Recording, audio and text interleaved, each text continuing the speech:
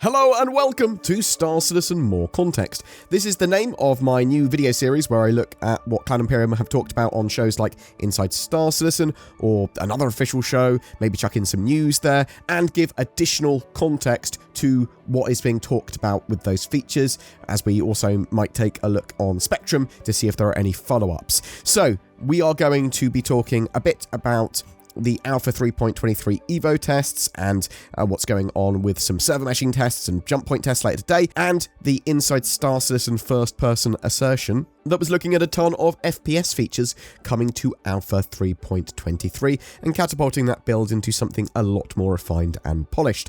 So with the recent Alpha 3.23 EVOCATI tests, these were focused on stability. They're expectedly sort of rocky stability tests as well. Lots of crashes, lots of problems with these. Master modes were part of the latest EVOCATI build though, and there's updated UIs with additional quantum travel info. There's graphics options with upscaling there, so lots of cool stuff. Now, server meshing and Stanton to Pyro jump point tests should be starting later today and run over the weekend as well for EVOCATI again. That's awesome. Also, more EVOCATI prospects should be getting emails over the next few hours, so check your emails to see if you've been invited to EVOCATI, and then you can decide if you want to sign an NDA and join in with that. We had an Inside Star Citizen first-person assertion. So, Star Citizen is an FPS game that has spaceships, but also trading, exploration, and more. It sort of combines all of these elements together. It's not just a spaceship combat game. It is a load more than that. Future episodes of Inside Star Citizen are going to be covering personal persistent hangars, the new lens, visors, inventory, shopping apps, sort of Mobiglass updates, stuff like that, as well as the character customizer, which is going to be next week's Inside Star Citizen, the character customizer. We're going to be talking about FPS combat and adjacent updates here, mostly coming with Alpha 3.23. So, they talked about reloading. It's an important part of the FPS experience. A good animation can be satisfying, and that's what they've tried to do here. It helps also break up combat and gives different strategies for engaging and different ways that you will engage based on your loadout. Magazines can be attached to your suit and grabbed, bam, but also you can grab magazines now from your backpack. So this is going to be a bit slower. You don't have to faff around with the UI though. It's going to take a bit longer to reload, and it's got like an extended animation. And you'll be able to see on the UI next to the ammo count if you're grabbing a magazine, which will first be prioritized from your sort of suit, then to your backpack. But it will show a little backpack symbol if you're grabbing it from the backpack. Just remember, this could be dangerous if you're not expecting to take a little bit longer to reload and you've sort of come out of cover. There is also ammo repooling in here as well. This allows you to condense all of your half or empty mags or nearly empty mags into full mags again. Basically, you take all the bullets out of all of them and condense them into sort of magazines on your suit first, and then I believe in your backpack afterwards.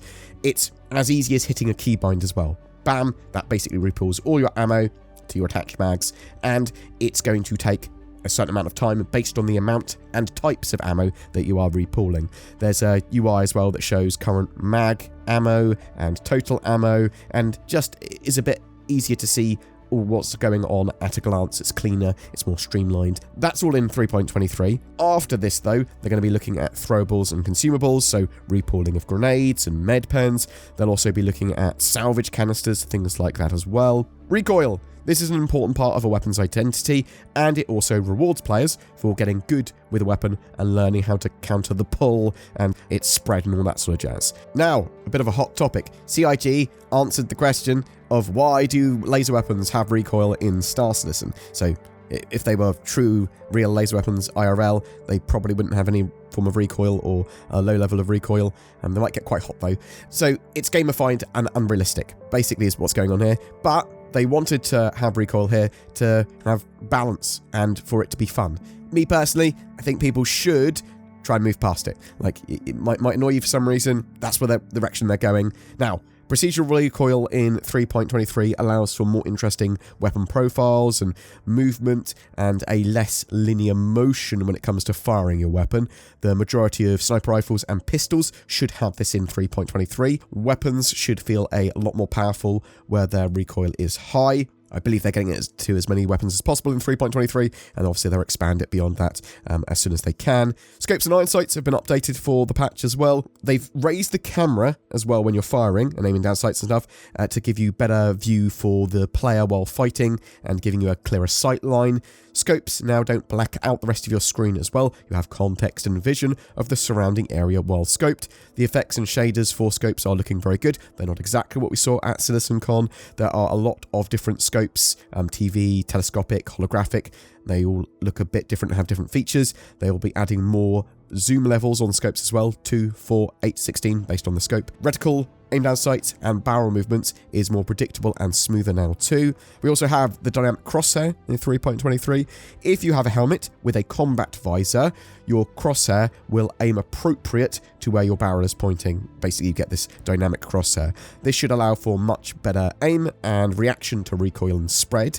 You can deactivate that and even the hit and killer markers if you don't like them as well in options. So you don't like them, don't have to have them. These changes allow for much better range and variation of weapons, but also gives a much better FPS combat experience, much more polished in my opinion. Wear and tear is coming in the future. Bullet blocking won't be as much of a thing by having like an item on your vest or whatever, but I do believe there is going to be a damage system to take this sort of stuff into account. They are also working on weapon and armor archetypes, so we do know that there's going to be like mining armor and different types of combat armor, different types of like medical armor or salvage armor, all that sort of stuff that goes, I am better at doing this thing and you are focused on doing this thing by wearing this armor. Some other bits I found out by trawling Spectrum and Reddit. The P4AR has been slimmed down model-wise, but is pretty much the same weapon. Laser weapons in Star Citizen have their own sort of archetype, so they are different from ballistic weapons. So they've gone, look, they are differentiated still from ballistics. They act differently. They sort of have different damaged profiles and different recoils, different spreads, all that sort of jazz. So CIG think it's important for them to have recoil, and I'm fine with that. Although I think maybe in the future there should be some extremely low recoil laser weapons from particular manufacturers and stuff like that. I think that would be cool. Scopes are still receiving work, and what they plan for 3.23 is potentially like an interim trying to push towards what we saw at CitizenCon in-game when it comes to those scopes. Obviously, they want stuff that isn't too performance hungry. Scope glare and glint looks to be a thing currently and will sort of more actively happen when you're aiming down sights, basically making snipers more visible when they are actively aiming down sights potentially. Obviously, CIG are looking for higher times to kill in a lot of situations. They want ways to actively combat snipers. They're looking at things like smoke grenades. If a player's been injured, then yeah, a sniper's hitting them in the body. Bam, will still take them down. Snipers will be very powerful, but there will be some drawbacks. There's been a good amount of talk about binoculars in some threads as well, and CIG developers are starting to take note on that. Lots of grumpy people as well saying, why are we going to have glare and glint on sniper scopes and scopes in the dark as well? At the moment, CIG are like having that in for balance. That may change in the future. I personally think counterplay is incredibly important, and at the moment, yeah, just make sure it's relatively balanced so they can get a lot of other features and stuff in. When we have like night vision and other things like that, hopefully in the future, then a lot of this stuff may be a bit irrelevant or redundant, but let's see where this sort of goes and give feedback after we've played and tried it. I'm keenly awaiting Alpha 3.23. It's planned to be released live in April at some point, so very, very excited for that, and you'll see it go into First Wave PTU and wider PTU, Open PTU, and all that sort of stuff before its release. Boom! That's it for your video today. I am really interested to know, have you been participating in any of the EVOCATI testing? And you can actually say that now. You can say if you've been participating. You can say if you've enjoyed some of the stability tests aren't particularly enjoyable, but some of the other tests with like server meshing being tested and Pyro and Stanton being tested with server meshing and that sort of separation of server from replication layer / shard. Very cool. Yeah, what do you think of that? Are you looking forward to those FPS updates and features? Any that you think are silly? Anything that you think are great? Anything that you think Cloud Imperium should try and get in for 3.23 or something you're looking forward to in the future? Are you hoping to get picked for EVOCATI? Whatever your thoughts or questions, I would love to hear from you in the comments below.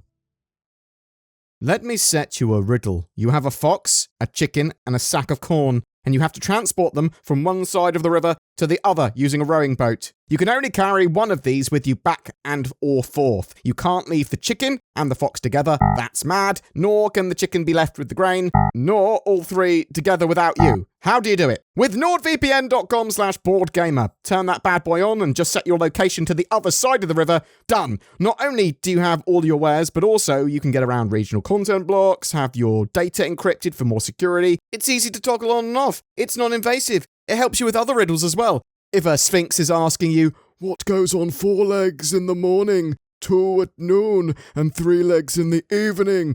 NordVPN! Get it now from the links below. Every month we have a giveaway for a ship, and for March we are giving away an Argo raft with persistent hangars, freight elevators, and hauling missions coming with Alpha 3.23. What better way to experience that type of gameplay than with your own hauler? All you need to do to be in for a chance of winning that is comment on any of our videos made during the month. A single comment per video counts, so get involved with watching all my videos for more chances to win. There's more details in the description. Also, I won't ask you to contact me on Telegram or anything like that. This is my only YouTube account I will use to talk in my comments as well. Occasionally there are scammers about. I don't want people to get tricked. A massive thank you to everyone that supports the channel, be that liking videos, commenting on them, sharing them. There are also people that go the extra mile. These are amazing people that become Patreons or use the join button under my YouTube videos to become channel members. You'll occasionally get some exclusive content, Discord roles, and behind the scenes posts. It's those people with those memberships that allow us to make the daily Star Citizen content that we do. So please consider joining those awesome folks as well. Thank you for watching until the very end. It is genuinely appreciated, and I hope you have a great March.